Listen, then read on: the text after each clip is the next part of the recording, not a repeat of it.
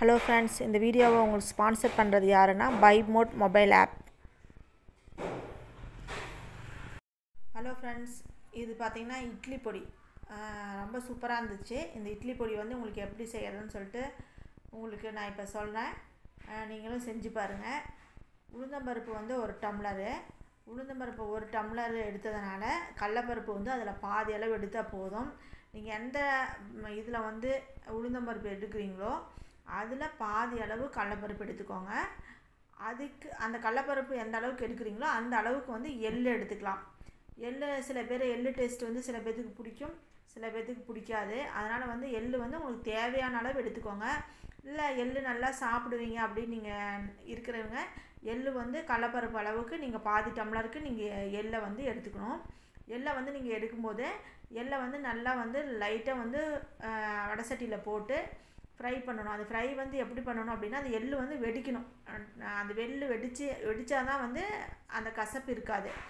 அதனால் நீங்கள் எள் வறுக்கும் போது சிம்மில் வச்சு எள்ளை வந்து வெடிக்க விட்டு அதுக்கு பிறகு நீங்கள் அந்த எள் எடுத்து வச்சுக்கோங்க. சும்மா ஜஸ்ட்டு இப்படி வறுத்திங்கன்னா அந்த எள்ளோட கசப்பு வந்து அப்படியே இருக்கும்.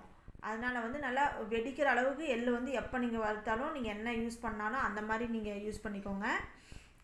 இப்போ வந்து ஒரு டம்ளர் உளுந்தம்பருப்பு, அரை டம்ளர் கடலப்பருப்பு, அரை டம்ளர் எள், வெள்ளை எள் யூஸ் பண்ணிக்கோங்க.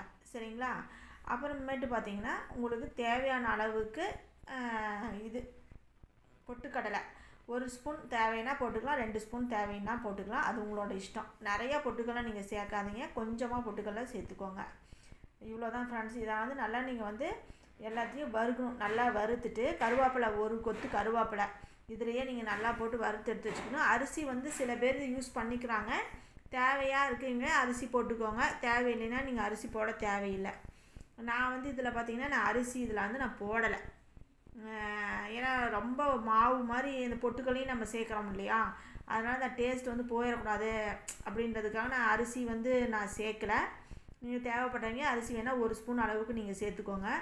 வரமிளகா உங்களுக்கு காரத்துக்கு தகுந்த மாதிரி. நான் வந்து இதுக்கு பார்த்திங்கன்னா ஒரு 10 வரமிளகா போட்டேன்.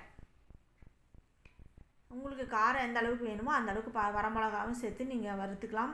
பெருங்காயம் ஒரு சின்ன நெல்லிக்காய் அளவுக்கு கட்டி பெருங்காயம் வாங்கி அந்த கட்டி பெருங்காயத்தை நல்லா வந்து நல்லெண்ணெய் போட்டு கொஞ்சம் வறுத்து அது வந்து நல்லா பொறுன்னு ஆனதுக்கு பிறகு மிக்சியில் போட்டு நான் சுற்றும் போது சுற்றியாச்சு.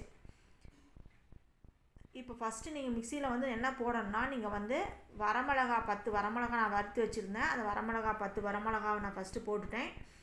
அதோட பெருங்காயத்தையும் போட்டுட்டேன். இதை நல்லா ஃபஸ்ட்டு நான் நைஸாக கொஞ்சம் அரைச்சதுக்கு பிறகு ஒரு டம்ளர் உளுந்தம்பருப்பு, அரை டம்ளர் கடலப்பருப்பு, அரை டம்ளர் எள், 2 ஸ்பூனு வறுத்த கடலை பொட்டுக்கடலை, ஒரு கொத்து கருவேப்பிலை, இது எல்லாத்தையும் போட்டு ஒரு நல்லா வேணுங்கிற அளவுக்கு உங்களுக்கு வந்து எந்த அளவுக்கு பதமாக வேணுமோ அந்த அளவுக்கு நீங்கள் அரைச்சிக்கலாம்.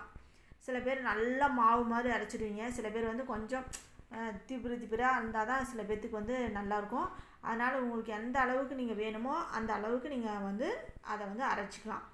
ரொம்ப ரொம்ப நல்லாயிருக்கும். இதை நீங்கள் சாப்பிடும்போது நல்லெண்ணெய் வாங்கி வச்சு அந்த நல்லெண்ணெயில் கலந்து நீங்கள் வந்து சாப்பிட்டிங்கன்னா அது ரொம்ப ரொம்ப டேஸ்ட்டாக இருக்கும். நீங்கள் கண்டிப்பாக இதை நீங்கள் உங்கள் வீட்டில் ட்ரை பண்ணி பாருங்கள். இது சிம்பிளான ஒரு ரெசிபி. நீங்கள் இது ரொம்ப டேஸ்ட்டாகவும் இருக்குது, கடையில் வாங்கினதை விட சூப்பராக இருக்குது. நீங்கள் ட்ரை பண்ணி பாருங்கள். Thank you friends.